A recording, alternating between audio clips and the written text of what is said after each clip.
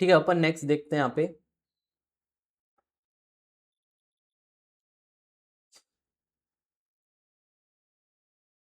आप डेटा को मूव कर सकते हो यहाँ पे, जैसे कहीं पे भी डेटा लिखा है, जैसे ये दोनों चीज यहाँ पे लिखी है, जैसे सेल्स यहाँ पे लिखा है, आप सेल्स को मूव करके यहाँ कहीं पे स्टोर करना चाहते हो, तो आप उस ब्लॉक पे क्लिक कर सकते हो, तो सिलेक्ट हो जाएगा। और उसकी जो आउटर बॉर्डर्स हैं ये ग्रीन कलर की, इस पे आप जैसे आओगे एरो चेंज हो जाता है। और इस एरो पे आने के बाद इस पे डबल क्लिक करके होल्ड करना, और इसको फिर आप कहीं पे भी मूव कर सकते हो, और जहां उस एरो को रिलीज करोगे वहां पे जाके मूव हो जाएगा।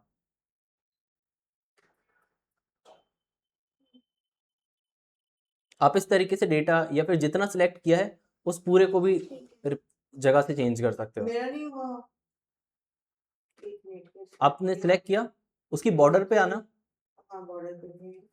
और एरो जैसे ही चेंज हो जाए उसको डबल क्लिक करना और फिर मूव करना, मतलब दूसरा क्लिक वहीं के होल्ड। पीछे आ गया।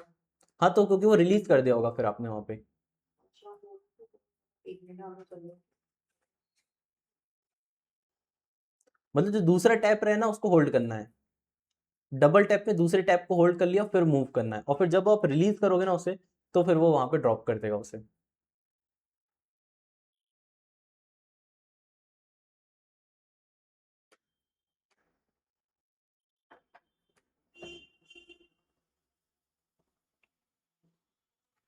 क्लिक करा, क्यों नहीं आ रहा मेरा? डबल क्लिक करके बस होल्ड करना है। ये डबल क्लिक कर। हाँ ये एरो चेंज हुआ। मतलब दूसरे टैप को होल्ड करे यही रखना। तो कर रही थी मैं भी।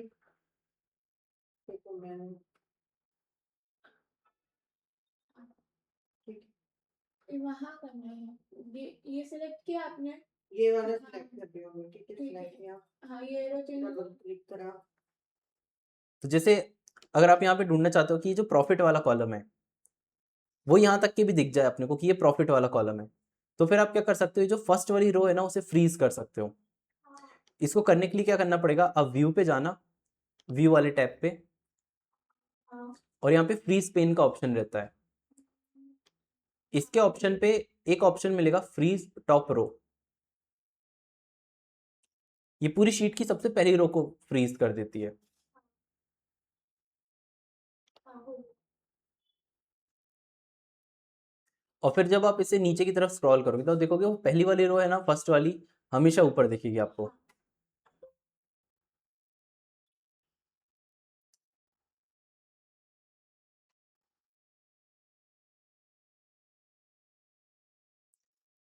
अब जैसे अपन ने फ्रीज तो कर दिया, वो फ्रीज हो चुका है।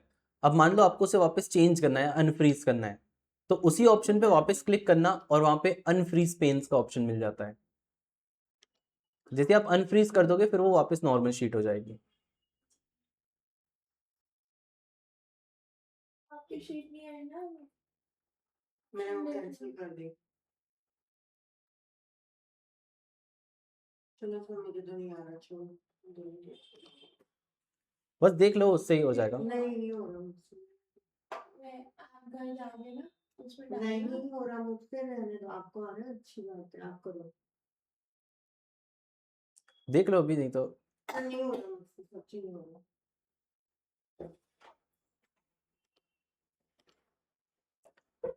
ठीक है, अभी तो बस फीचर्स देख रहे हैं, बाकी जब कैलकुलेशन आएगी ना तो वो बहुत सिंपल चीज़ें रहेंगी वहाँ पे। यहाँ पे जैसे अपने पास फ्रीज फर्स्ट कॉलम कर दिया, तो फिर पहला जो कॉलम होगा ना, अगर वहाँ डेटा होगा तो वो फ्रीज हो जाएगा। ठीक, कई बार होता है लोग पहले कॉलम पे रखते हैं, पहली रो पे रखते हैं डेटा, तो इस तरीके से आप कर सकते हो। और वापस से चाहो तो इसे फिर यहाँ पे अनफ्रीज कर सकते हो।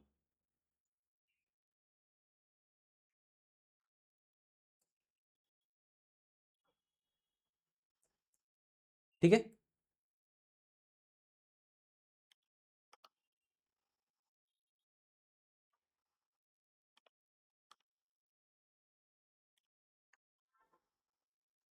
अब यहाँ पे इतने फीचर्स नॉर्मली आप इस्तेमाल करते हैं जब आप डेटा को स्टडी कर रहे होते हो, देख रहे होते हो। जो नेक्स्ट फीचर्स रहेंगे वो, अब अपन डायरेक्टली आते हैं यहाँ पे कैलकुलेशंस पे। ठीक है,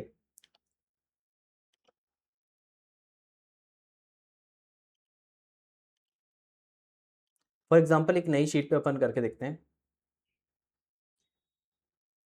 एक्सेल का जो मेन पार्ट है, मतलब जो मेनली इसको सबसे ज़्यादा इस्तेमाल किया जाता है, वो होता है इसकी कैलकुलेशंस करने के लिए।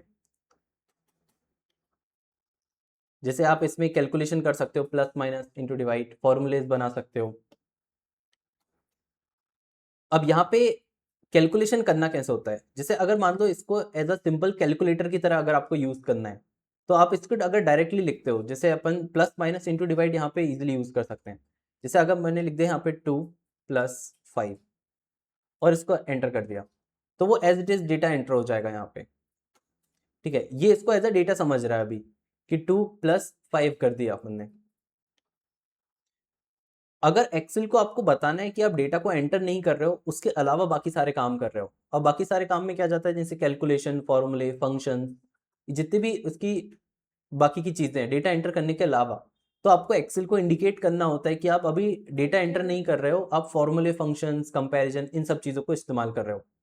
अभी अपन कैलकुलेशन कर रहे हैं, तो कैलकुलेशन करते वक्त एक्सेल को बताना पड़ता है आपको कि आप अब कैलकुलेशन करने वाले हो, तो बस एक इक्वल साइन से स्टार्ट करना रहता है। जैसे आप शुरुआत में एक इक्वल साइन लगा देते हो, एक्सेल को ये समझ में आ जाता है कि अब आप फॉर्मूले और फंक्शन करने वाले हो। और फिर अगर अपन बेसिक लिखते हैं कि 2 + 5 कर दिया और उसको फिर एंटर करते हो, तो फिर वो उससे 7 कर देगा, उसे अब वो कैलकुलेशन की तरह ले लेगा।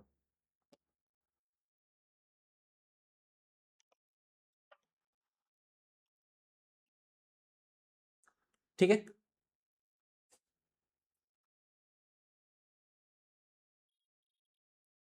अगर चीज़ों को मल्टीप्लाई करना है तो फिर अपन स्टार को यूज कर सकते हैं।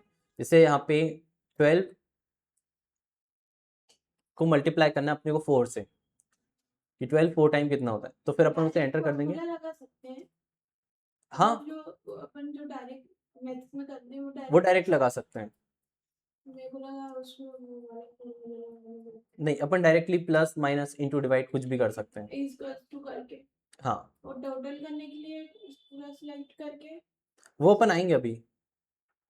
जैसे अगर आपके पास 3 4 अमाउंट है, जैसे हाँ आपके पास 1200 है हाँ और उसमें 450 को ऐड करना है, फिर ऐड करना है 344 5 को, फिर ऐड करना है 900 को, तो इस तरीके से आपने ये सब लिखा और एंटर किया, तो फिर आपको टोटल अमाउंट भी मिल जाएगा कि इतना टोटल हो रहा है।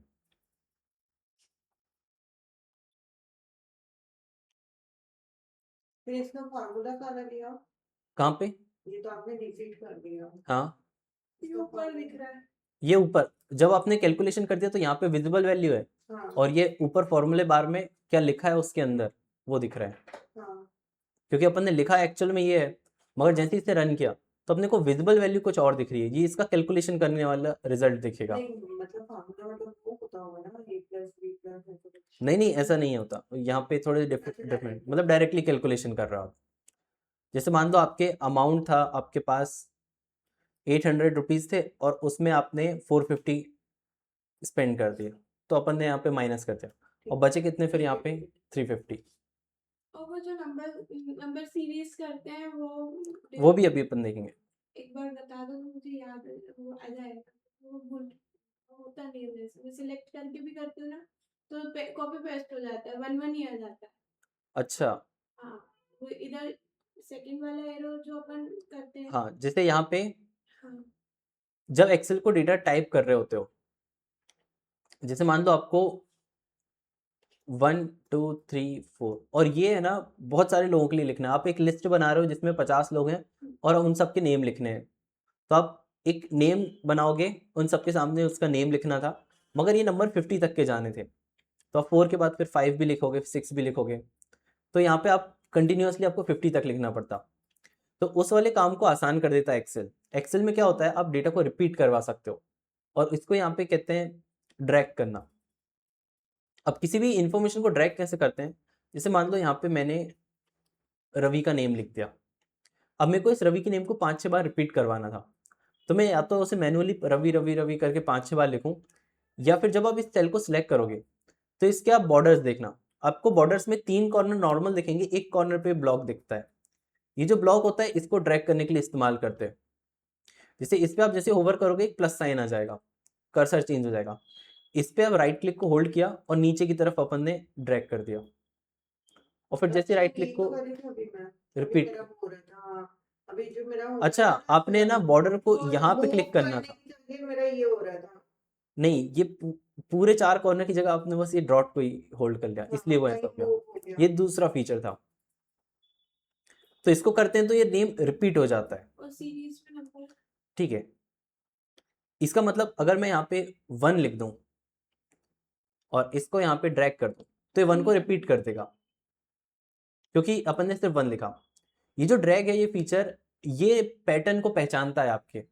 जैसे आप कुछ लिख रहे होते हो ना, तो आप एक पैटर्न बना रहे होते हो। जैसे कि अपन ने लिखा 1, 2 और 3, और यहाँ पे कौन सा नंबर आ सकता है? 4 आएगा। क्यों? क्योंकि आपने मेरे खुद के लिखने का पैटर्न पहचान लिया कि आप एक एक करके बस इंक्रीज कर रहे हो। एक्सेल को भी पैटर्न्स ऐसे ही समझ में आ जाते हैं। तो अगर आपको पैटर्न को ड्रैग करना है तो पूरे पैटर्न को सिलेक्ट करना पड़ेगा। जैसे अगर मैंने अभी 1 को सिलेक्ट करके ड्रैग कर दिया तो वो क्या करेगा, 1 को नीचे तक लिख देगा और 2 और 3 को ओवरराइट कर देगा। मगर मेरे को इस पैटर्न को कंटिन्यू कराना है ना, तो मेरे को पूरे पैटर्न को सिलेक्ट करना पड़ता है। अब जैसे 3 सिलेक्ट करें तो फिर उसे समझ में आता है कि ये 1 है, 2 है, 3 है, तो चौथी वाली वैल्यू 4 हो सकती है। और फिर इस ब्लॉक में आप देखोगे एक ही सिंगल डॉट आएगा, और फिर इसी सिंगल डॉट को पकड़ के आपने नीचे की तरफ ड्रैग कर दिया, तो फिर वो 4, 5 और 6 तक के लिए। सिलेक्ट करना पड़ता हाँ, है। 2 या 2 से ज़्यादा मैं एक ही सिंगल करती हूँ तो उससे नहीं, वो फिर ऐसे हो जाता है। हाँ इसको करके देखो।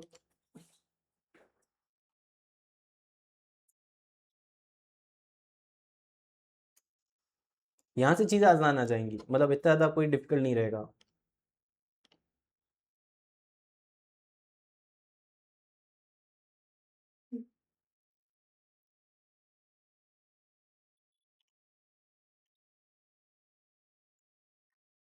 बस पैटर्न समझ में आने चाहिए इसको, ठीक है। अब जैसे अपन ने एक पैटर्न लिख दिया जनवरी, फरवरी, अब यहाँ पे नेक्स्ट क्या आ सकता था? मार्च आना चाहिए। ये अपने को भी पैटर्न समझ में आता है और ये एक्सेल को भी। तो इन दोनों को सिलेक्ट किया क्योंकि एक पैटर्न दे रहे हैं अपन। पैटर्न में एक से ज़्यादा सेल को सिलेक्ट करना रहेगा और एक ही वैल्यू को रिपीट कराना है तो एक सिंगल सेल को। और फिर नीचे की तरफ आपने ड्रैग किया तो उसने मार्च, अप्रैल, मई, जून, जुलाई, अगस्त सब लिख दिया।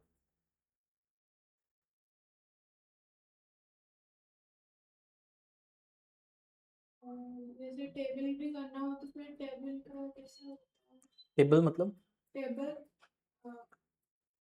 फिर एक वो भी एक पैटर्न है, जैसे 2 है, इसमें हो नहीं रहा है। फिर 4 है। हाँ, हो गया।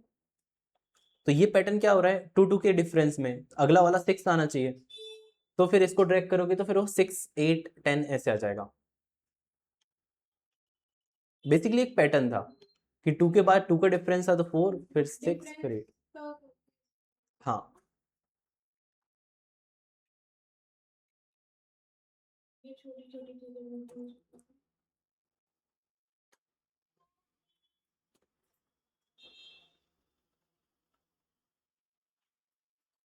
और जैसे वीकडेज भी होते हैं, वीकडेज में भी एक पैटर्न होता है कि मंडे के बाद ट्यूसडे आएगा, फिर वेडनेसडे। और ये भी इस तरीके से काम करता है, आप जैसे लिख रहे हो ना उसी को ही फॉलो करेगा। जैसे मैं मंडे के लिए MON लिखता तो वो TUEWED ऐसे करके बनाएगा। अब पूरा नेम लिखा है तो पूरे नेम को फॉलो करेगा वो। तो उसने Wednesday, Thursday, Friday, Saturday, Sunday सबको ऐसे लिख दिया। जैसे आप ईयर भी बना रहे हो तो 2015, 2016 और 17, 18, 19, 20 ऐसे चाहिए तो पूरे पैटर्न को सिलेक्ट करो और फिर नीचे ड्रैग कर दो, तो उसने बाकी सारे ईयर भी कर दिए। आप डेट्स पे भी कर सकते हो, जैसे डेट्स तो और अच्छे से काम करती हैं। डेट्स में आज की तारीख लिख दी और मेरे को हर एक दिन की एक एक तारीख का वो चाहिए, तो मैं बस एक ही डेट को ही ड्रैग कर दूंगा। डेट्स को वो ऑटोमेटिकली समझता है, तो 12 तारीख, 13, 14, 15, 16, 18 और इवन मंथ भी चेंज कर देगा।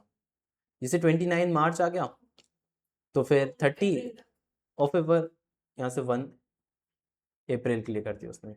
और ये डेट्स हाइड भी हो जाती है ना, हाइड करने का मतलब वो आ जाते हैं। हैशटैग, हाँ वो उसका एक रीज़न अलग है, वो अपन डेट्स में देखेंगे। ठीक है। हालांकि सिंपली बताएं तो एक्चुअली में क्या होता है, आप जब डेटा लिख रहे होते हो तो जैसे मैंने ये लिख दिया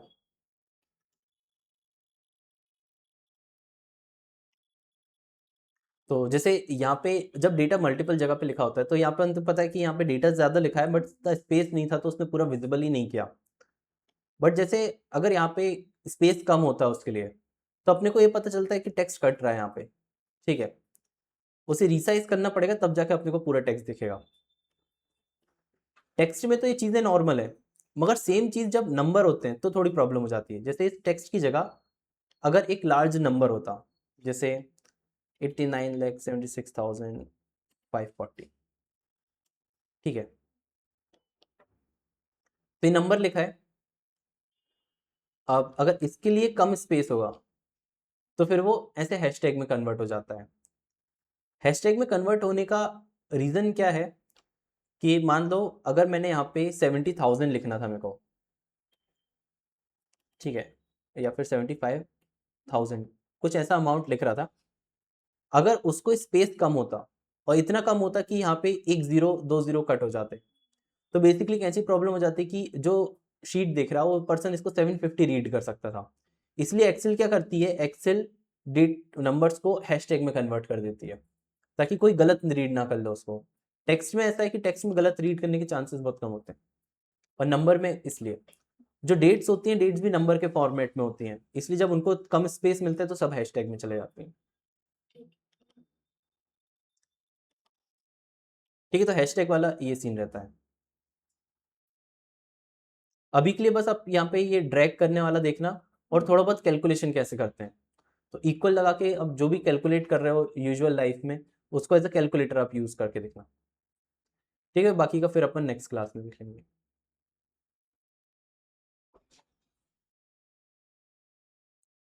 यहाँ पे जो अपन ने बेसिक ऑपरेशन देखे थे, जो भी टाइप के ऑपरेशन होंगे जो कैलकुलेशन में आपकी मदद करेंगे आगे जाके, वो दो तरह के ऑपरेशन अपन देखेंगे।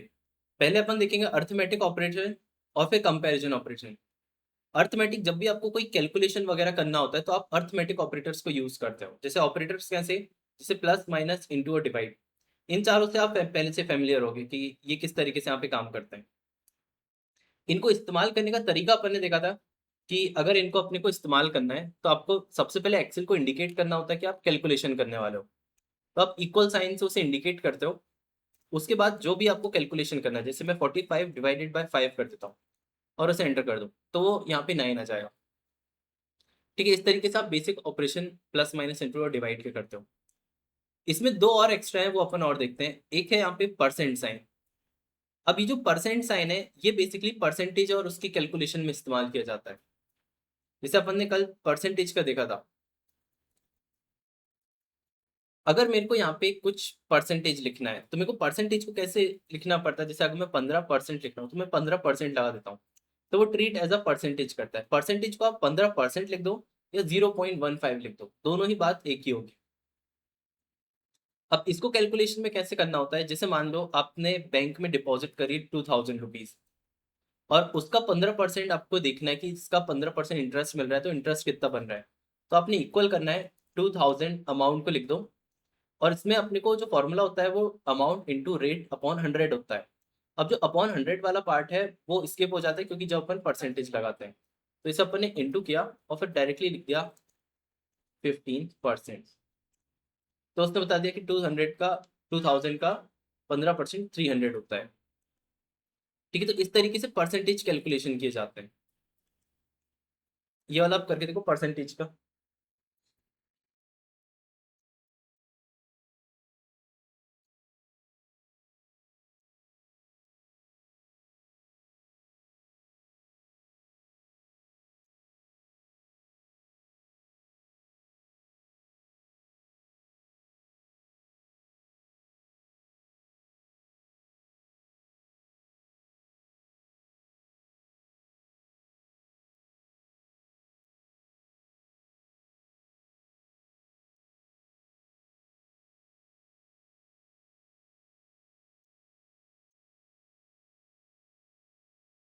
आ गया।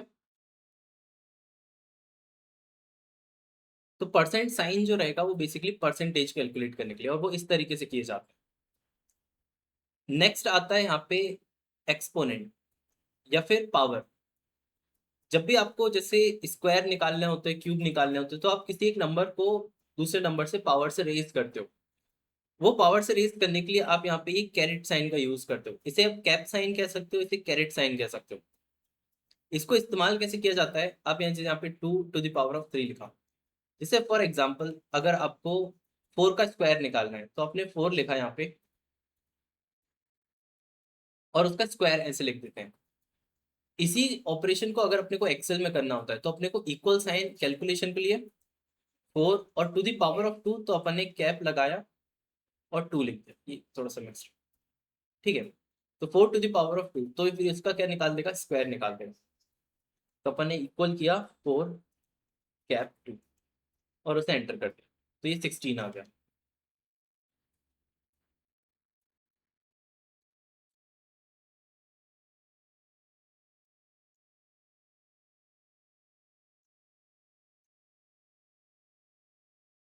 आया?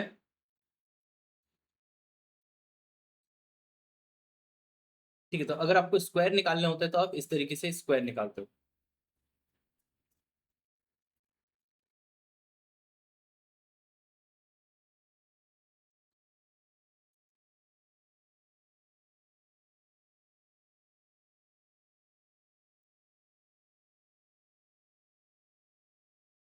ये वाला आप लोग को क्लियर है? जैसे अगर मैं यहाँ पे लिख देता हूँ 2 प्लस,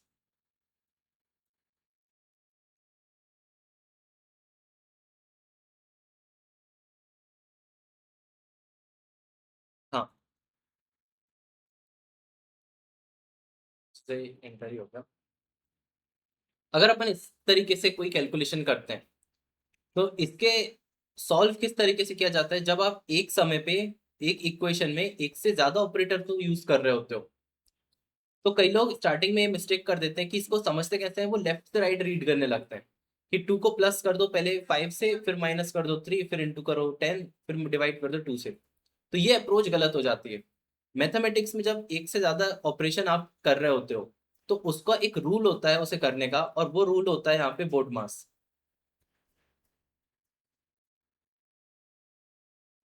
बोर्ड मास ये बताता है कि जितने भी ऑपरेटर्स हैं, मतलब जितने भी ऑपरेटर काम कर रहे हैं, उनमें से सबकी प्रायोरिटी होती है कि पहले कौन सॉल्व होगा, फिर दूसरा कौन, फिर तीसरा कौन और चौथा कौन। अब बोर्ड मास रूल के थ्रू क्या होता है, सबसे पहले ब्रैकेट सॉल्व होते हैं। अपने इसमें ब्रैकेट नहीं थे, मगर जो भी ब्रैकेट्स होंगे ना वो पहले सॉल्व होते हैं। इनर मोस्ट ब्रैकेट पहले सॉल्व होगा, फिर आउटर। ये ऑर्डर के लिए, या फिर इसको यहाँ पे एक्सपोनेंट कहते हैं, मतलब जो स्क्वायर और स्क्वायर रूट्स होते हैं उनकी ऑर्डर फिर सेकंड आता है। आप इनको दूसरी प्रायोरिटी में सेट करते हो। फिर आता है डिवीजन के, फिर आते हैं मल्टीप्लिकेशन के, फिर एडिशन के, और फिर सब्सट्रैक्शन के। इसका मतलब अपने इसमें सबसे पहले कौन सा सॉल्व होता है, डिवीजन। तो पहले ये दोनों सॉल्व होते, फिर उसके बाद मल्टीप्लिकेशन होता इन दोनों का, मतलब इसका जो रिजल्ट आ चुका होता, फिर मल्टीप्लाई होता, फिर एडिशन काम होता, और फिर लास्ट में सब्सट्रैक्शन होता। ठीक है, तो इस तरीके से बोर्ड मास रूल यहाँ पे फॉलो होता है।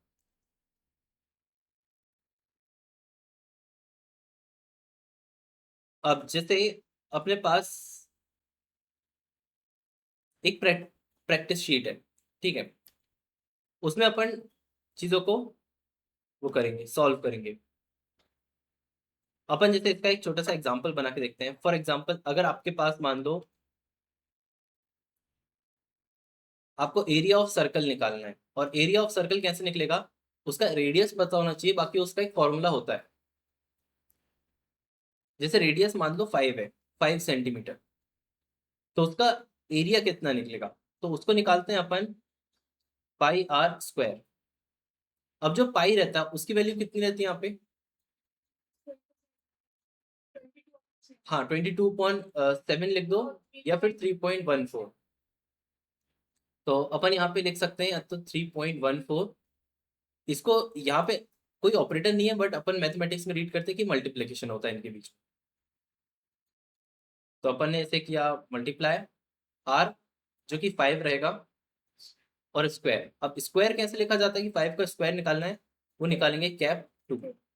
तो अगर अपन इक्वल करके ये लिखते हैं तो अपने को फिर इसकी रेडियस मिल जाएगी। ठीक है, तो अपन ने इक्वल किया 3.14 to the power of 5 cap, और इसको जैसे एंटर करेंगे तो इसकी सर्कल की रेडियस कितनी बन रही है, मतलब सर्कल का एरिया कितना बन रहा है, 78.5। ठीक है, तो आपको है कि कैसे मैथमेटिक्स के ऑपरेटर्स को आप कैसे फॉर्मूले में पुट कर सकते हो। ठीक है, ये वाला करके देखो एक बार खुद से।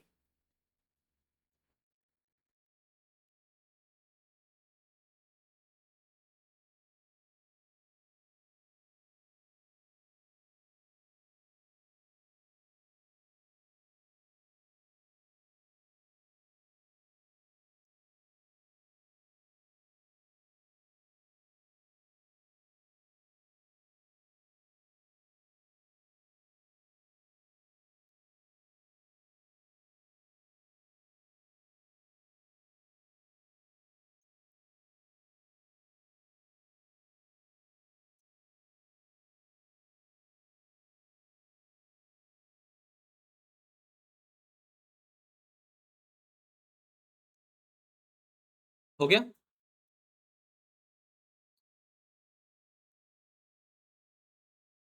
अब एक दूसरा पार्ट और देखते हैं जो अपने को फॉर्मूला लिखने में मदद करता है, वो है सेल रेफरेंसिंग। अब सेल रेफरेंसिंग क्या होती है वो अपन देखते हैं। मान लो आप यहाँ पे कैलकुलेशन वगैरह करने वाले हो और आपने बैंक में कुछ अमाउंट कुछ सालों के लिए इन्वेस्ट किया और आप उसका रिटर्न चेक करना चाह रहे थे कि कितना रिटर्न बनता है नॉर्मली। तो आपने यहाँ पे अमाउंट लिख दिया, ठीक है, या फिर प्रिंसिपल जो कि था यहाँ पे 45,000। ठीक है, आपने इंटरेस्ट बताया, यहाँ पे बन रहा था आपका 12% का इंटरेस्ट, और आपने है ना करीबन इसे 4 साल के लिए इन्वेस्ट कर दिया। तो आपके पास एक तरफ अमाउंट है, एक तरफ इंटरेस्ट और ईयर भी है, और यहाँ पे अपने को इन दोनों का क्या निकालना है, सिंपल इंटरेस्ट निकालना है। जो सिंपल इंटरेस्ट रहता है, सिंपल इंटरेस्ट का फॉर्मूला बहुत सिंपल होता है। जो अमाउंट होता है उसे प्रिंसिपल कहते हैं, तो प्रिंसिपल को मल्टीप्लाई कर दो इंटरेस्ट रेट से, उसे मल्टीप्लाई कर दो ईयर से। ठीक है, डिवाइड बाय 100 वाला पार्ट तब करना रहेगा जब अपना ये परसेंटेज में नहीं यूज करो। जैसे अगर मैं यहाँ पे 12% लिखूंगा ना तो मेरे को डिवाइड बाय 100 करने की जरूरत नहीं है। मगर अगर इसे मैंने 12 यूज किया एज अ नंबर तो फिर मेरे को आर को डिवाइड करना पड़ेगा 100 से। ठीक है, मगर एक्सेल है, एक्सेल में डिवाइड बाय 100 वाले को आप है ना ड्रॉप कर सकते हो, मतलब जितने भी फॉर्मूले में परसेंटेज पे काम करोगे वहां पे डिवाइड बाय 100 को ड्रॉप ही कर सकते हो कंप्लीट। तो अपन ने इक्वल किया 45,000, उसे मल्टीप्लाई किया 12% और उसे मल्टीप्लाई किया 4 से, तो उसने दे दिया 21,600। ठीक है, या फिर दूसरा फॉर्मूला ऐसा होता 45,000 अगर इंटू में 12 करता हूँ और फिर इंटू कर देता हूँ 4 से, तो वो गलत आ जाएगा, ये 21,000 कुछ एक्स्ट्रा आ जाएगा। तो इसको लास्ट में अपने को क्या करना पड़ता है, जो रेट है उसे डिवाइड करना पड़ता है 100 से, तो फिर अपना सही आता। तो इसलिए ये दो मेथड्स हैं। ठीक है, आप जो प्रेफर करते हो उसे यूज कर सकते हो, या तो एक्चुअल फॉर्मूले को यूज कर लो जो पेन पेपर पे काम करता है, या फिर एक्सेल का वर्जन है तो अपन इसे 12% कर सकते हैं, तो भी वो सही काम करता है। ठीक है, एक बार ये पूरा इतना लिख के देखो कहीं पे।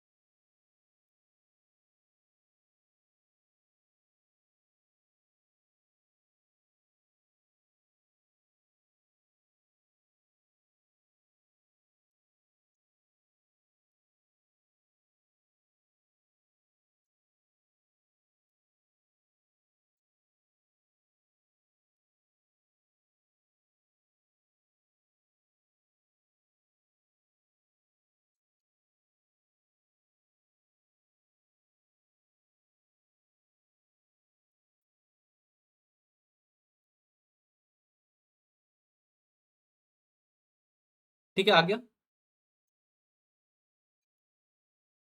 अब इसमें इतना करने के बाद अपन एक प्रॉब्लम फेस करते हैं, जैसे कि अगर आप अमाउंट को ना ऑल्टर करके देखना चाहते हो कि अच्छा 45,000 पे अगर मेरे को 21,600 का मिल रहा है तो 3 साल में कितना बन रहा होता हो। तो मैंने उसे ना चेंज करके 3 साल कर दिया, और उसके बाद भी वो क्या करेगा, फिर आपको अगर उसका एक्चुअल इंटरेस्ट देखना है तो आपको 3 उसे अपडेट करना पड़ेगा फॉर्मूले को। ठीक है, आपको यहाँ पे आके फिर 3 करना पड़ेगा, तो फिर वो जाके चेंज होगा। अगर मान लो आप बार बार चीज़ों को चेंज करके बार बार इसका रिफ्लेक्शन देखना चाहते हो कि क्या आ रहा है, तो फिर आपको बार बार हर बार ही क्या करना पड़ेगा, फॉर्मूले को चेंज करना पड़ेगा। तो इसकी जगह फिर अपन एक इसका डिफरेंस यूज करते हैं, यहाँ पे रिफरेंसिंग का यूज करते हैं फॉर्मूले को बनाते वक्त।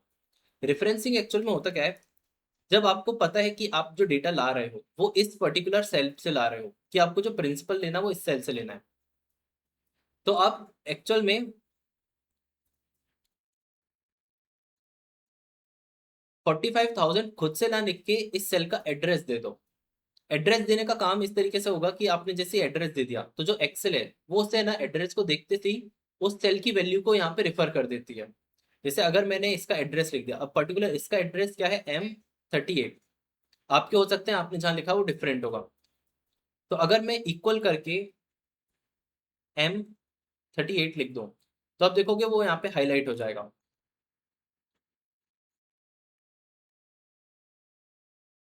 ठीक है, और ये किस तरीके से काम करता है, अब जैसे मैंने यहाँ पे मान लो 38,000 कर दिया, तो वो उसकी वैल्यू को यहाँ पे रेफर कर रहा है, ना कि मेरे को हमेशा 38,000 को अपडेट करने की जरूरत नहीं, बस रेफर कर दो काम हो जाता है।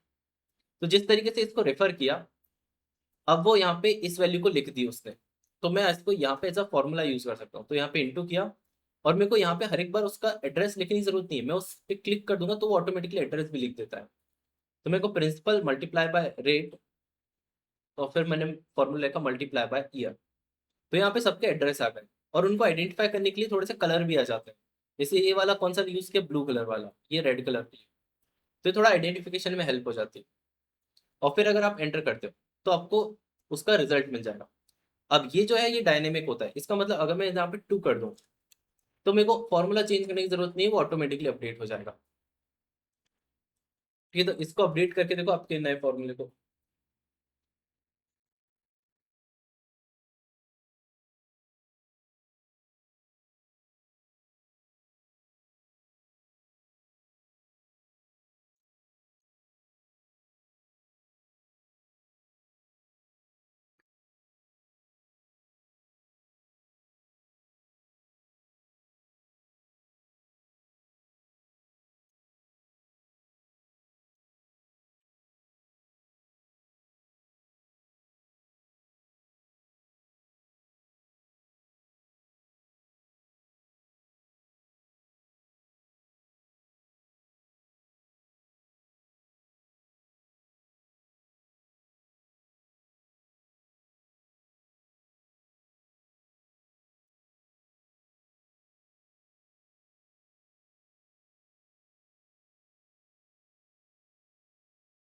आ गया।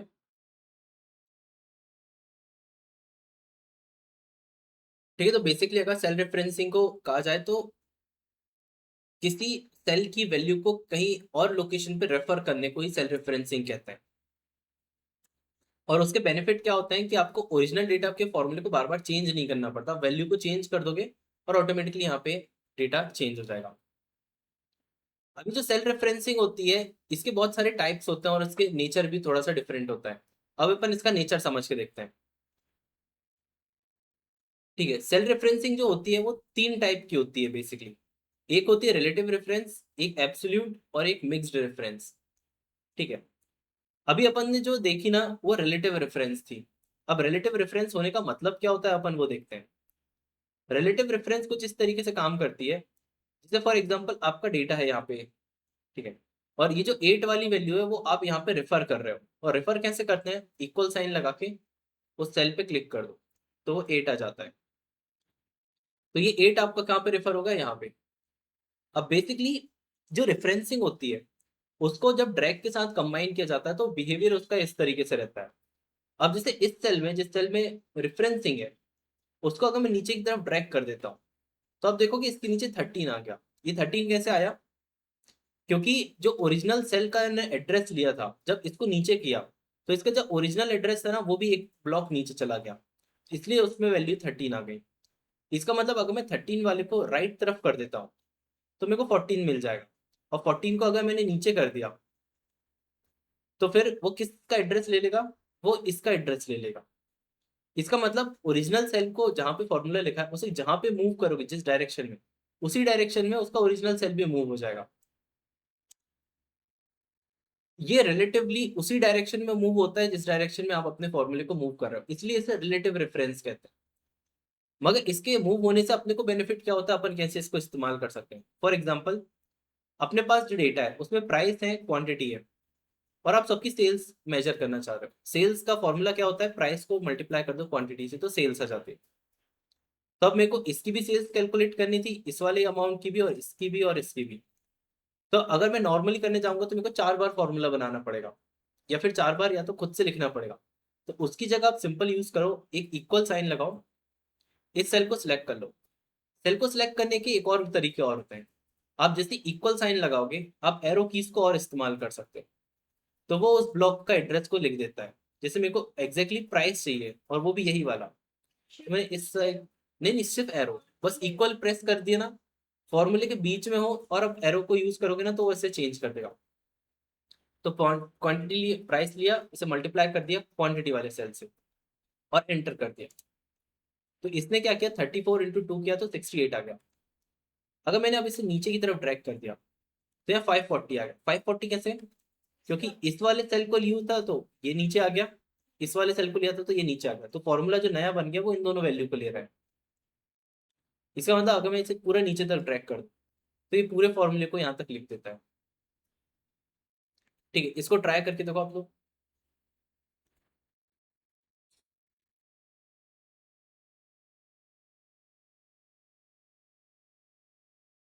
सेल रेफरेंसिंग वाली शीट में अपन पार्ट 3 के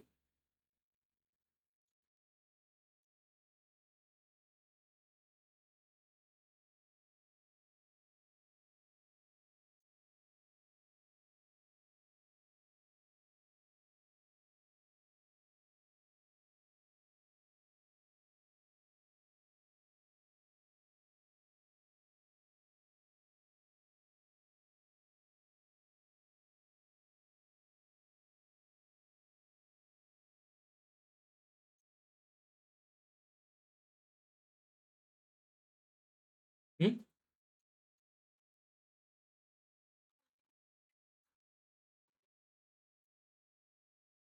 आप सेल्स वाले के सबसे पहले सेल पे क्लिक किया और क्लिक करते से तुरंत इक्वल टू कर दिया, और फिर डायरेक्टली एरो की को प्रेस कर दो कोई सी भी। देखो, हाँ, वो बेसिकली आप क्या है ना, वो कर्सर कहाँ चला गया, इक्वल के पहले चला गया। आ, ठीक है, वो थोड़ा सा वो हो गया। फिर से कर दी, हाँ कर लो।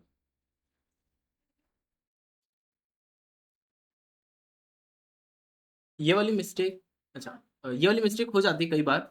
अगर हो जाती है ना तो कोई दिक्कत नहीं, बस इस पे क्लिक किया, इक्वल प्रेस किया, और फिर एरो की यूज कर।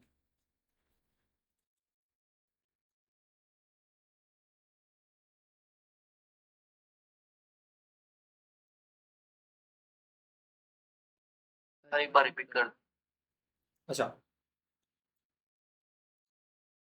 इसमें एक्शंस देखना, सबसे पहले सेल्स वाले पे क्लिक किया, फिर इक्वल साइन को प्रेस किया, और फिर एरो की को प्रेस कर दिया। अब 3 चीजों को यूज कर सकते हो, या तो एड्रेस मैनुअली लिख दो, या माउस से क्लिक कर दो, या एरो की को यूज कर लो।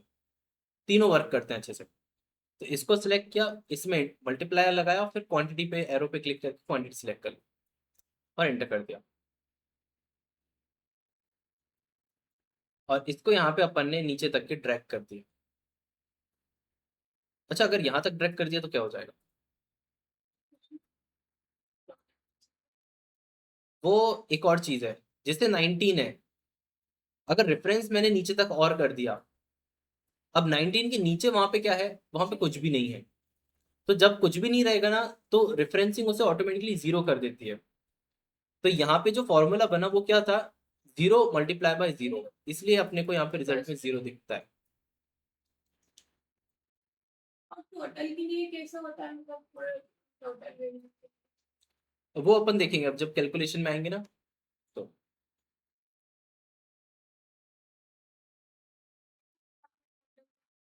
वो जैसे एक शॉर्टकट होता है ऑल्ट इक्वल, तो ऑल्ट और इक्वल, जैसे प्राइस का टोटल करना है तो इसके नीचे जस्ट ऑल्ट और इक्वल कर दिया तो फॉर्मूला खुद लिख देता है। तो इस तरीके से काम करते हैं।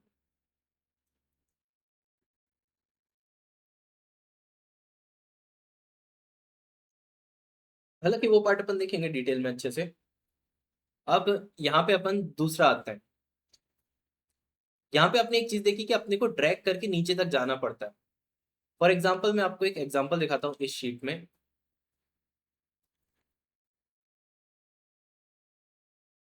अब यहाँ पे इतना बड़ा डेटा है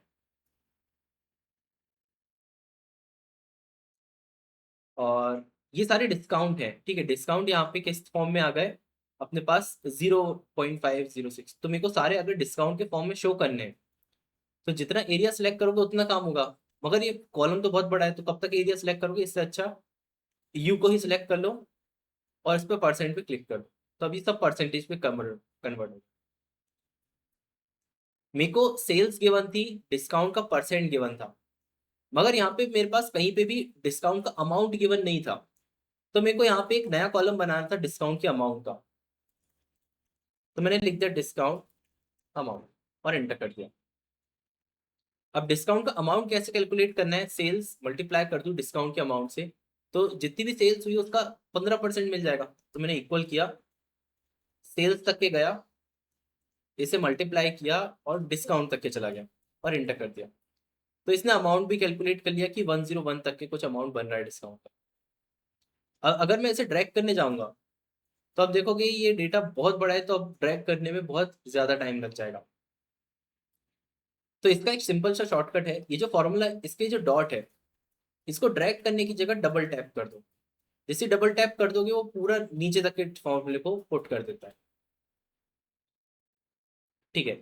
तो अपन इसको इस्तेमाल कर सकते हैं यहाँ पे। अभी जो अपन ने फॉर्मूला लिखा तो ये नीचे का मैंने वो हटा दिया। अब इस वाले फॉर्मूले को नीचे तक फिल करना था तो बस डबल टैप कर दो, तो नीचे तक पूरा ऑटोमेटिकली फिल कर देता है।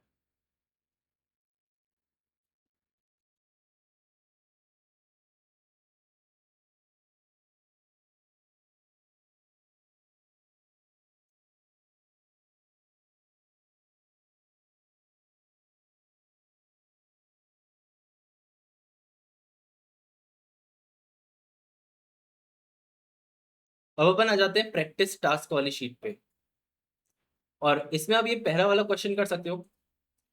अब इसमें अपन ने जो अभी एरिया निकाला था वही निकालना है, बट रेडियस जो गिवन है वो चेंज करनी है अपने को। तो इसमें पाई की वैल्यू तो एज इट इज लिख सकते हो फॉर्मूले में, रेडियस को अपने को इस सेल को सिलेक्ट कर लेंगे और उसका बस स्क्वायर निकालना रहेगा।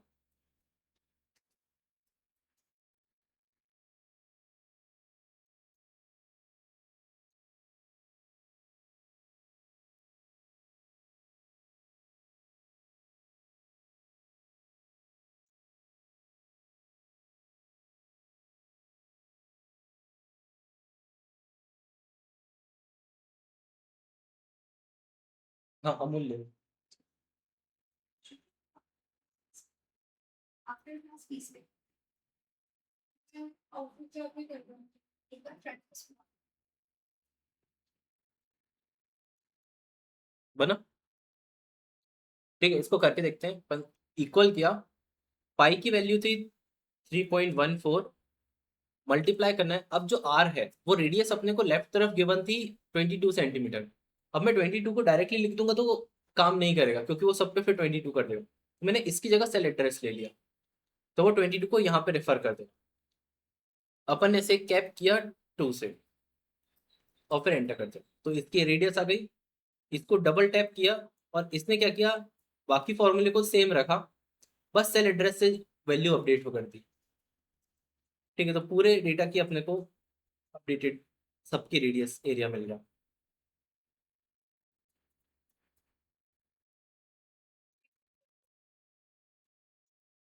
बस एक ही फॉर्मूले पे लिखना रहता है और फिर उसे डबल टैप कर दो तो वो पूरे डेटा पे कर देगा।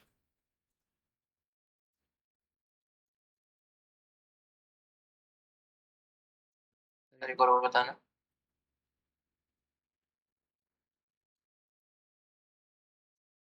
इक्वल करना है और इसका जो एरिया गिवन है ये पाई लिखा है, तो अपन ने पाई की वैल्यू लिख दी 3.14।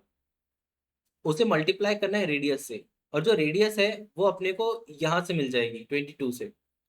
तो अपन ने इसे मल्टीप्लाई किया और रेडियस वाला सेल को सिलेक्ट कर लिया, तो उसने B5 लिख दिया जो यहाँ पे गिवन था। इसे कैप किया 2 से, तो इसका स्क्वायर निकाल देगा, और फिर जैसे एंटर किया तो यहाँ पे ये आ जाएगा, और इसे डबल टैप कर दिया तो फिल डाउन हो जाएगा।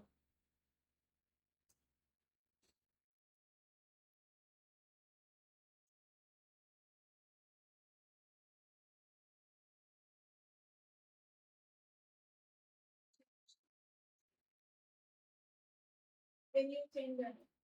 कैसे आपने क्या लिखा?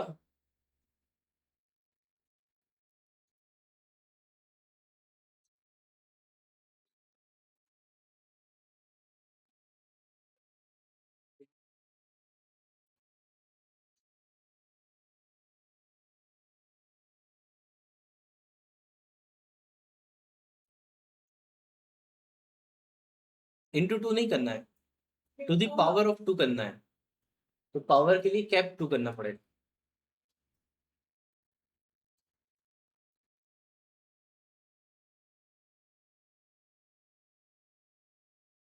आगे ये नीचे वाला करके देखें, question number 2। Find the simple interest if rate and time is given. अब क्योंकि यहाँ पे बहुत सारे का निकालना है, सबका प्रिंसिपल गिवन है, टाइम गिवन है और रेट गिवन है, तो सबका ही इंटरेस्ट निकालना है अपने को। तो अपन फॉर्मूला में सबके एड्रेस को इस्तेमाल करेंगे और उसे डबल टैप करके नीचे तक फिल कर देंगे। तो इस वाले को खुद से ट्राई करके देखो।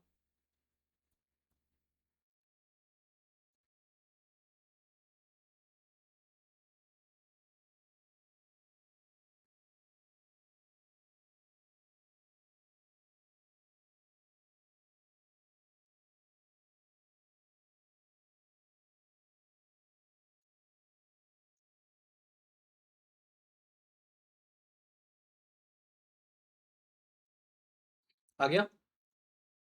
इसमें इक्वल किया, प्रिंसिपल लिया, इंटू किया रेट से, फिर इंटू किया टाइम से, तो ये आ गया। और इसे डबल टैप जैसे ही करोगे आप, वो नीचे तक के सबका इंटरेस्ट रेट कैलकुलेट कर देगा। ठीक है, ये वाला भी सिंपल है, इन सबके स्क्वायर निकालने हैं बस। से 10 का स्क्वायर, 19 का स्क्वायर।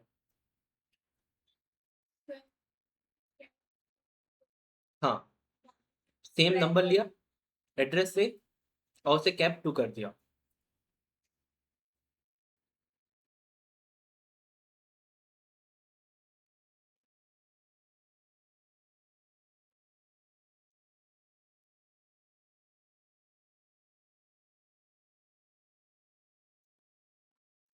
आगे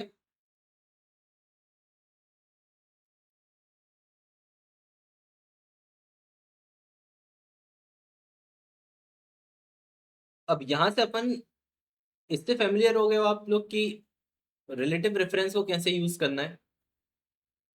ठीक है, फॉर्मूला लिखो और डबल टैप कर दो तो वो फिक्स कर देता है। अब रेफरेंसिंग में दूसरे टाइप की रेफरेंसिंग देखते हैं। ठीक है, फॉर एग्जाम्पल इसको देखने के पहले अपन एक क्वेश्चन करके देखते हैं नीचे वाला। ये सेल रेफरेंसिंग वाली शीट में 49th वाली रो पे है।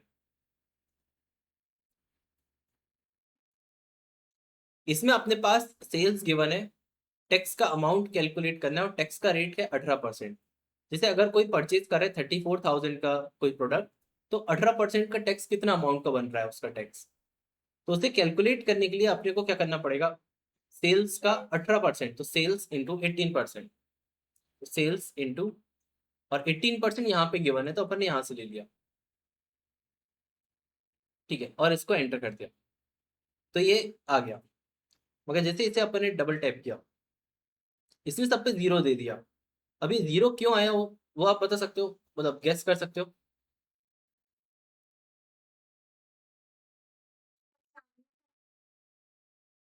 हाँ, जब अपन ने इसे नीचे की तरफ ड्रैग किया तो इधर से रेफरेंस लिया था और इधर से, तो ये वाला नीचे आ गया, तो ये वाला भी तो नीचे आ गया।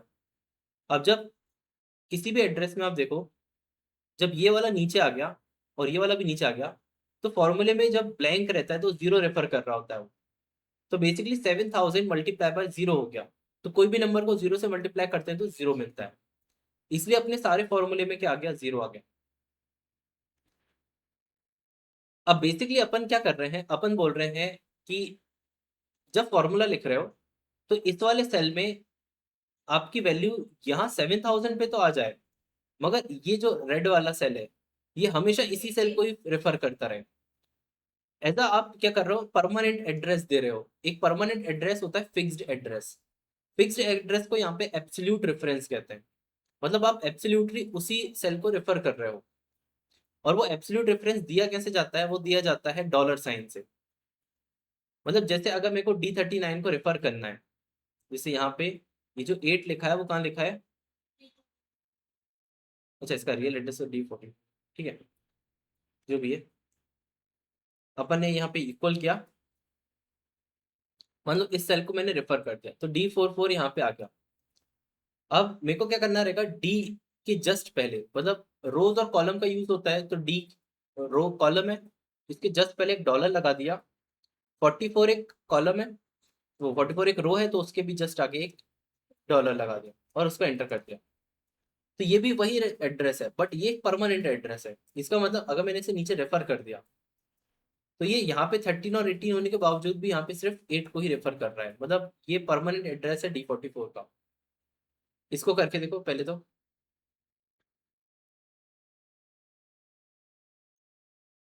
सेल एड्रेस सिलेक्ट करना और फिर डी के जस्ट पहले एक डॉलर लगा देना और 44 के जस्ट पहले एक डॉलर लगा देना।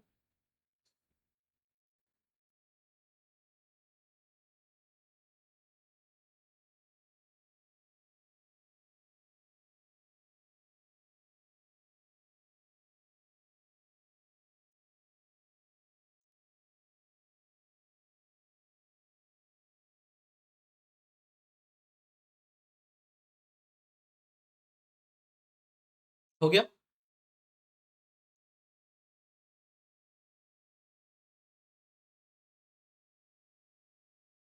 जरूरी नहीं कि इसको अपने को मैनुअली डॉलर ऐसे लगाना पड़े, इसका एक शॉर्टकट होता है।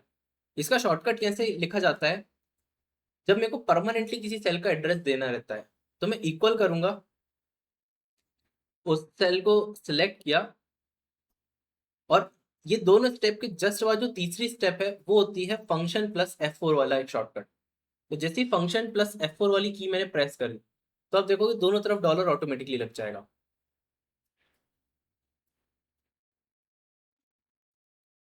किसी किसी की में अगर फंक्शन प्लस F4 से काम नहीं हो रहा तो सिर्फ F4 से हो जाएगा, अगर नहीं होता है तो।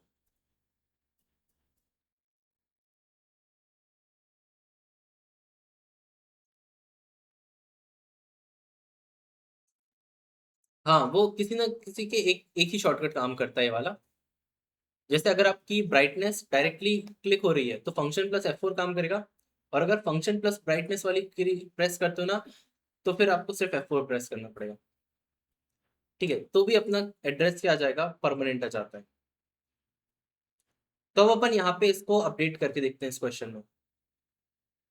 अभी के लिए वापस मैं पूरे डिलीट कर देता हूँ, पहले सेल पे गया और अब जो फॉर्मूला लिखूंगा वो इस तरीके से लिखूंगा। इसको देखना कि इक्वल किया, सेल्स वाले सेल को सिलेक्ट किया। अब सेल्स जो है वो अपने को रिलेटिव पे ही रखना है, मतलब वो जब अपन फॉर्मूले को नीचे करें तो सेल्स नीचे जानी चाहिए। तो इसे अपन ने टच किया और उसे कुछ भी नहीं करा, इसे मल्टीप्लाई किया और टैक्स वाले का एड्रेस सेलेक्ट कर लिया। मगर जो टैक्स रेट है वो परमानेंट है, वो कहीं पे भी मूव नहीं करेगा। तो अपन ने इस पे फंक्शन प्लस F4, और ये तभी काम करेगा जैसे ही सेल को सिलेक्ट किया है ना उसके जस्ट अगला प्रेस यही करना रहेगा। अगर आपने कॉमा कर दिया फिर बैक कर दिया, मतलब कुछ भी चेंजेस कर दिए ना तो फिर ये काम नहीं करता इतने अच्छे से। तो ये अपन ने फिर एंटर किया, तो ये आ गया, और इसे डबल टैप करोगे तो फिर ये सही आ जाएगा। इसको करके देखो आपको।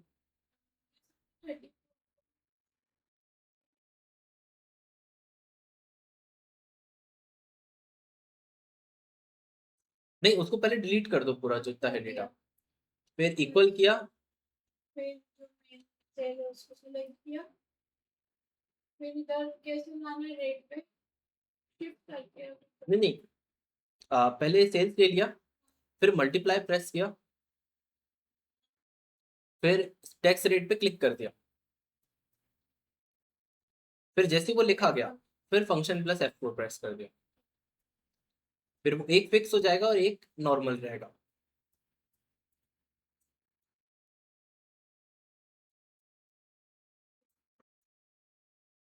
आगे, तो जब भी आप ऐसा फॉर्मूला लिखो जिसमें कुछ चीजें फिक्स्ड है, आपको पता है कि वो मूव नहीं करनी चाहिए, जैसे टैक्स रेट, तो उन एड्रेस को फिक्स करना रहता है, जो लगता है कि ये मूव होना चाहिए उनको आपको रिलेटिव भी रखना रहता है। अपन आगे वाले कुछ क्वेश्चन के बाद फिर मिक्स डिफरेंस और देखेंगे। अब यहाँ पे जैसे प्रैक्टिस टास्क में क्वेश्चन नंबर 4 है, उसमें भी टैक्स रेट गिवन था, और टैक्स मैंने यहाँ पे कहीं पे लिख दिया, मान लो 8% टैक्स लग रहा था वहां पे। तो आपको पहले तो सेल्स अमाउंट निकालना है, और उसके बाद हर एक सेल्स का कितना टैक्स अमाउंट बन रहा था वो भी निकालना रहेगा, और टैक्स अमाउंट कहाँ पे लिखा है, सिर्फ एक 8% यहाँ पे लिखा है, तो इसको एड्रेस को यूज करना रहेगा। ठीक है, तो इन दोनों को सॉल्व करके देखो आप।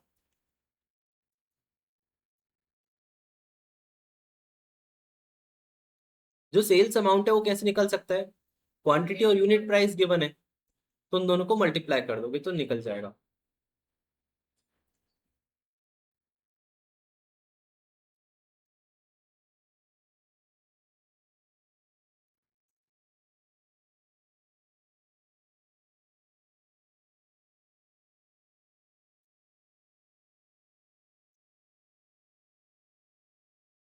हो गया। जैसे सेल्स कैसे निकल सकती थी, तो सेल्स में इक्वल किया क्वांटिटी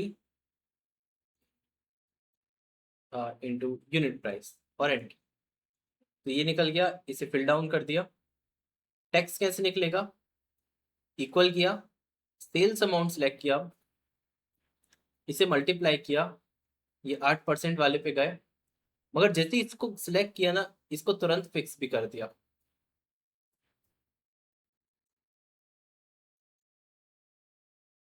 हाँ,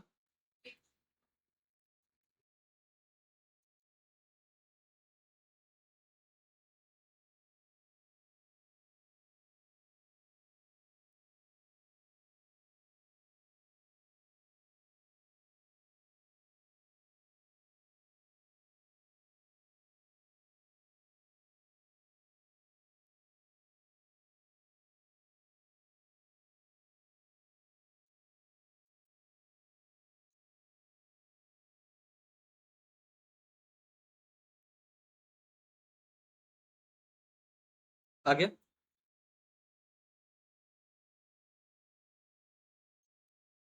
ठीक है, और इसको अपन ने फिल डाउन किया, तो ये भी अब टैक्स रेट भी इसने सही कैलकुलेट कर दिया। अब जितने बाकी के क्वेश्चंस हैं वो सारे ऐसा घर पे आप प्रैक्टिस कर सकते हो, जैसे सर्कल का रेडियस, रेक्टेंगल का, जो जो फॉर्मूले नहीं पता वो आप फाइंड आउट कर सकते हो। ठीक है, यहाँ पे कई सारे फॉर्मूले हैं जो आप यहाँ पे पुट करना सीख जाओगे। जैसे यहाँ पे कन्वर्टर बनाना है तो केजीज को एलबीएस में कन्वर्ट करना है, डिग्रीज को फ़ारेनहाइट पे, आवर्स को सेकंड्स में, इंचेस को मीटर में, तो यहाँ पे आप जो भी लिखोगे वो उनका एलबीएस यहाँ पे आ जाए। ठीक है, और आपके अंडरस्टैंडिंग के लिए यहाँ पे फॉर्मूले लाए थे कि आप इसको किस तरीके से यहाँ पे पुट कर सकते हो। इनमें एक चीज की जरूरत पड़ती है अपने को, जब भी आप कैलकुलेशन कर रहे होते हो, तो अपने पास ऑपरेटर, आपने देखा कि अपने पास स्क्वायर का ऑपरेटर तो है, जैसे मेरे को 4 का स्क्वायर निकालना है तो वो निकल जाएगा, उसको कैसे लिख सकते हैं, 4 कैप 2, तो अपने को निकल जाएगा। इससे अगर अपन ने यहाँ पे इक्वल टू 4 कैप 2 किया तो ये 16 आ जाएगा। और अगर अपने को स्क्वायर रूट निकालना रहे, क्योंकि कई जगह पे अपने को स्क्वायर रूट की जरूरत पड़ती है। अब जैसे 16 का स्क्वायर रूट वापस 4 आ जाता है, तो अगर मैं 16 का स्क्वायर रूट निकालूं तो इसको कैसे लिख सकते हैं, क्योंकि स्क्वायर रूट निकालने के लिए यहाँ पे कोई सा भी सिंबल नहीं रहेगा। तो स्क्वायर रूट निकालने के लिए अपन मैथमेटिक्स की एक छोटी सी ट्रिक को इस्तेमाल करेंगे। अगर 16 का स्क्वायर रूट निकालना है तो इसको आप इस तरीके से भी लिख सकते हैं। अगर 16 को पावर से रेज कर दो, कितनी पावर से, हाफ से, मतलब अगर स्क्वायर रूट निकालना है तो 1 बाय, और स्क्वायर के लिए 2, क्यूब के लिए फिर 3। तो अगर इसे स्क्वायर से रेज कर दिया 1/2 से, तो ये आ जाएगा। तो अपन इसको करके देखते हैं, और इसका रिजल्ट कितना आना चाहिए, यहाँ पे 4 आना चाहिए। तो अपन ने इक्वल किया 16 to the power of 1 divided by 2।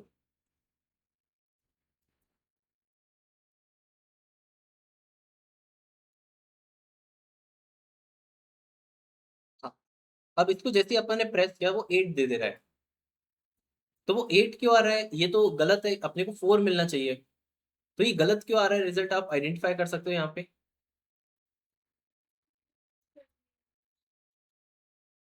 Hmm,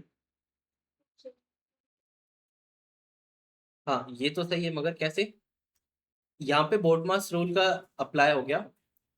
बोर्डमास rule की रूल्स बुक में बेसिस पे जो कैप साइन है, मतलब जो एक्सपोनेंट है, वो जस्ट ब्रैकेट के बाद अप्लाई होता है। इसका मतलब 16 टू दी पावर ऑफ 1 हो गया तो 16 आ गया, और 16 को डिवाइड कर दिया 2 से तो 8 आ गया, तो इसलिए अपने को 8 मिल गया। मगर अपने को 8 नहीं चाहिए, तो अपन क्या चाहिए, अपने को 16 को अपर अप करना है, मतलब पावर से रेज करना है हाफ से। इसका मतलब ये 0.5 आना चाहिए, और ये पहले कैलकुलेट होना चाहिए। तो अपन डिवाइड की प्रायोरिटी को पहले कैसे कर सकते हैं कि अपन ब्रैकेट्स को यूज करें। तो अपन 16 कैप लिखेंगे, मगर इसके पहले अपन लिख देंगे ब्रैकेट्स में 1/2। तो एक्सेल में पहले ऑपरेट क्या होगा, ये ऑपरेट हो जाएगा, तो अपने को 0.5 मिल जाएगा, और फिर ये 0.5 रेस करेगा इसको इससे। तो इस फॉर्मूले में बस छोटा सा चेंज करना है अपने को, इसमें जो 1/2 है इसको ब्रैकेट के अंदर कर देंगे, और इसे एंटर कर दिया, तो फिर अपना प्रोग्राम सही हो जाएगा और वो उसे 4 कर देगा।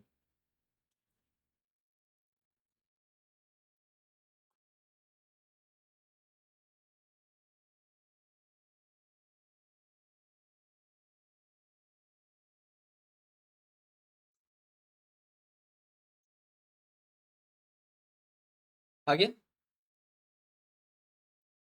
ठीक है, इसका मतलब बोर्डमास रूल आपको कंट्रोल करते आना चाहिए। कैसे, अगर आपकी इक्वेशन इतनी लंबी है और आप चाहते हो कि ये वाला पार्ट जो है ये पहले एग्जीक्यूट हो, तो आप उस पार्ट को बस ब्रैकेट के अंदर डाल दो, तो पहले ये एग्जीक्यूट होगा, और उसके बाद आउटर वाली क्वेरी, मतलब आउटर वाला फॉर्मूला फिर रन होगा। ठीक है, तो आप बेसिकली बोर्डमास रूल को सिर्फ सॉल्व करने के लिए इस्तेमाल नहीं करोगे, यहाँ पे प्रोग्रामिंग में उसको यूज किया जाता है कंट्रोल करने के लिए, कि कैसे आप इक्वेशन को पहले कंट्रोल करा सकते हो, कैसे कब ब्रैकेट्स यूज करना है, और फिर बाकी की इक्वेशन कैसे लिखनी रहती है। तो ऊपर करते वक्त आपको यह पे ध्यान रखना रहेगा कि किस चीज को पहले कराना है फिर किस चीज को बाद में कराना है। यहाँ पे थोड़े डिफिकल्ट वाले क्वेश्चन है, जैसे सिंपल इंटरेस्ट तो बन जाएगा, कंपाउंड इंटरेस्ट आप कैसे निकालते हो, तो उसका इंटरनेट पे फॉर्मूला ढूंढ सकते हो, या फिर यहाँ पे भी लिखा हुआ है। ठीक है, तो आपको कंपाउंड इंटरेस्ट और सिंपल इंटरेस्ट दोनों के फॉर्मूले बनाने रहेंगे। ठीक है, थोड़ा चैलेंजिंग रहेगा, मगर आप लोग ट्राई करके देखना घर पे, हो जाएंगी सारी फाइल्स। ठीक है, फिर अभी के लिए अपन यहाँ पे क्लास एंड करते हैं।